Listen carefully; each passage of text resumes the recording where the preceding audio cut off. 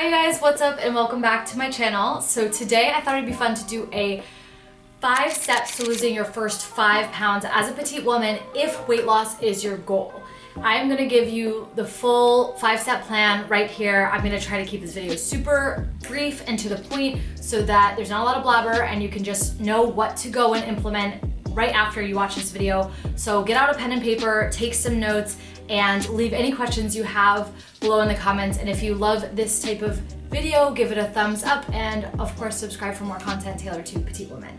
Okay, so before I jump into this video, I do want to talk about weight loss versus fat loss because they are different things, but a lot of you guys probably have a fat loss goal and not a weight loss goal, but you just don't know it yet. So basically, when you want to lose weight, you want the number on the scale to change. When you want to lose fat, you might think that you want the number on the scale to change, but really you can achieve your goals of losing body fat, gaining muscle, looking fit and toned and healthy without really changing the number on the scale or it just changing slightly by doing what's known as a body recomposition. So that's when you lose fat but you gain muscle, so the scale actually stays the same.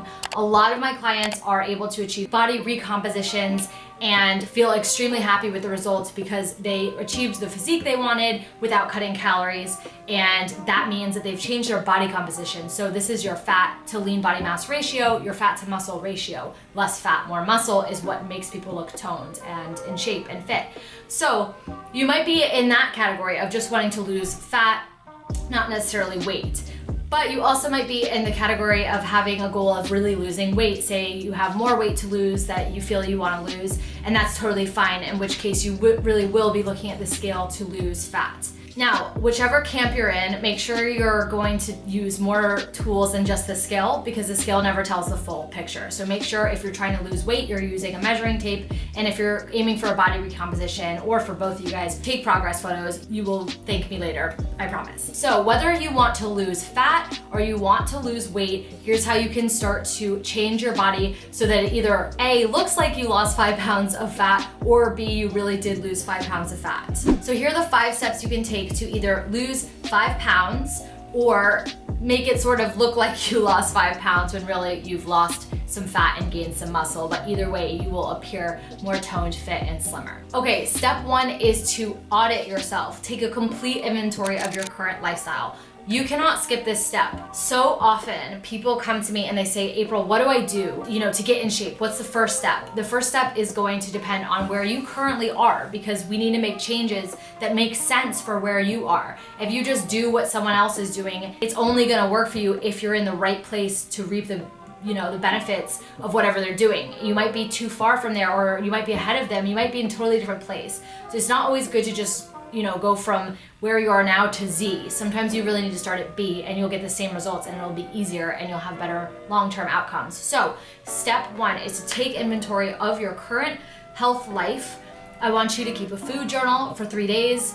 And this isn't so that you track food and become obsessed. This is literally just to understand, okay, what is my diet like? And when I say diet, I mean your nutrition. What foods am I eating? Am I eating a diet that's high in processed foods? Am I eating a lot of whole foods? Am I eating any vegetables? It's all about awareness. Step 1 is awareness. Where are you currently at? You have to know where you are in relation to your goal, or else you don't know the next steps to take. Other things you can look at, if you have your phone or you wear a tracker, you can look at what your step count is, and you can look at how much water you're drinking. But the most important thing is just keep a food journal for 3 days using MyFitnessPal, roughly log your food and take a look at the composition of your diet. See how many calories you're eating in a day. If you're eating under 1,200, if you're eating more than 2,000, just figure out where you are right now and where your metabolism is right now. The other thing you'll want to take inventory on is your current workout routine. So how many days a week are you exercising? Are you exercising at all? What do those exercises look like? Are you lifting weights? Are you doing cardio? Just write it down. No analyzing yet, just write it all down. Okay, step 2, I want you to keep your calories the same. So the biggest mistake petite women make is they immediately jump into a diet, and this is just gonna cause you to lose muscle, slow your metabolism, and hold on to your fat, especially because a lot of us are already eating too few calories. So the first thing you're gonna do is stay wherever you are. Do not change your diet in terms of number of calories. In terms of how you will change your diet and the composition of it, we'll talk about in the next step. But step 2 is stay at your maintenance calories. And what you're going to do as well is start lifting weights, okay? So you're gonna start learning how to lift weights if you're a beginner. Use my free guide, get in the gym, or do, a light lifting routine at home with a pair of dumbbells. You gotta do this because it's the only way to build muscle, and building muscle is really one of the only ways to naturally boost your metabolism. We wanna keep your calories the same because we don't wanna start dieting and lose muscle and hurt your metabolism. But if you add in new activity levels, and especially strength training, which has a really great long-term effect on your metabolism, you will probably naturally enter a calorie deficit, a very slight one, just by way of increasing your activity levels, okay? But then not changing your current calories. This will help you lose weight to be in a slight calorie deficit by your activity level if you are looking to lose weight. And if you are looking to have a body recomposition and lose fat, this is gonna help you build muscle because you're lifting weights, but also burn fat because you might be in a slight calorie deficit. And that is going to be the very perfect, best place for you to start. You do not wanna start by dieting and doing cardio. Whatever you do, don't do that. I'm sure you've done it in the past and it hasn't worked out for you, or else you wouldn't be watching this video. So instead, try something different for this time that you're going for it, and pick up the weights and stay at your maintenance calories. Okay, step 3. Now let's talk about how you can change your nutrition composition without changing the number of calories you're eating in a day. So try to look at your journal and analyze it. I know we're not all nutritionists, we don't know how to analyze what we're eating, but you can look at how much processed food you're eating and how often you're eating out at restaurants and dining and ordering lunches and skipping breakfast. You can look at basic things like that. So where I would start is look at your meals. Are they balanced with enough protein? Are you eating protein at every meal? Are you drinking a glass of water with every meal? Are you eating out every night of the week? Okay, so after you've looked at your food journal, you're gonna know these things. So you're gonna take the easiest, step you can away from that. You're not gonna banish eating out. You're not gonna banish foods or food groups. You're just gonna say, I'm gonna eat out one time fewer than I normally do. So at this point, we're looking at changing the composition of your diet, not the calories, because it's also gonna contribute to a healthier metabolism. It's gonna keep you fuller. It's gonna help you build muscle. It's gonna get your appetite hormones, in a regular place. It's gonna help you sleep better. It's gonna do a lot of amazing things for you. So just improving your nutrition by cooking a little bit more, eating a high, protein at every single meal, and drinking enough water. Did I say that? I think I said that.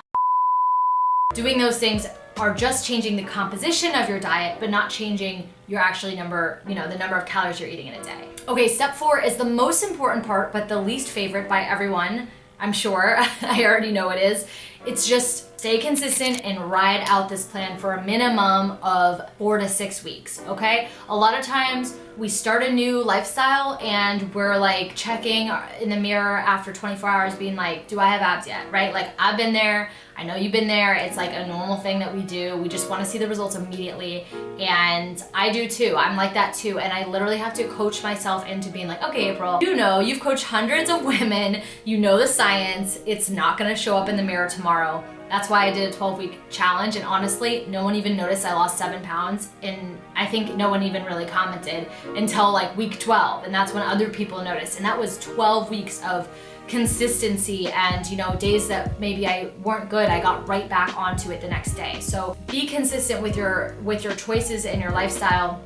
Being consistent does not mean dieting and refusing the brownie and doing tons of cardio, right? Being consistent means taking care of yourself and having a little bit of discipline there. Just stick to the original plan that you wrote out, and the plan should not be too aggressive. It should be, moderate weight training a few days a week, not dieting, and just eating out a little bit less. Those changes enough could be so powerful. You could absolutely lose 5 pounds doing that in a month if you did it correctly and you weren't depriving yourself and you were really setting yourself up for success. So stay consistent for a minimum of 4 to 6 weeks. That's step number 4. Okay, step 5, we are getting into the analyzing part. So after you've been consistent for 4 to 6 weeks, now you're going to check in. You're gonna take those progress photos, weigh yourself, whatever you wanna do. It's totally up to you. You don't have to weigh yourself. You could just keep a journal. You could just check in with how you're feeling, but make sure you sit down and take measurements or progress photos, whatever, and you're gonna compare them to where you started and see what the changes were, if any. So if you saw no changes in 4 to 6 weeks, the next thing is be super honest with yourself. ask yourself, was I really consistent? Like, did I actually stick to this? It's just you and yourself, so there's nothing wrong with, admitting that you might not have adhered to your goals as much as you wanted to. That's okay. It doesn't make you a failure. It just makes this a journey, right? And that's why it's called a journey, because there are lots of ups and downs, and there's steps back and there's steps forward, and that's totally normal. But the point of this step is to evaluate and see, okay, is the plan I put in place for myself working? And if it's not working, why? Is the reason why because my adherence wasn't good, or is the reason because the programming wasn't working for me? Okay, so if you truly were consistent for 4 to 6 weeks, there's no way that you won't see results. In some cases, if you have any hormonal issues or other things influencing your weight loss, that's different. I'm just talking about if you don't have any coexisting or pre-existing health conditions. If you find that it didn't work, one of the reasons could be like you probably maybe already had a healthy lifestyle, you already were lifting weights, and you need something a little bit more, in which case you might want to get on a different program that teaches you how to use progressive overload, so how to lift weights progressively so you're making gains each week.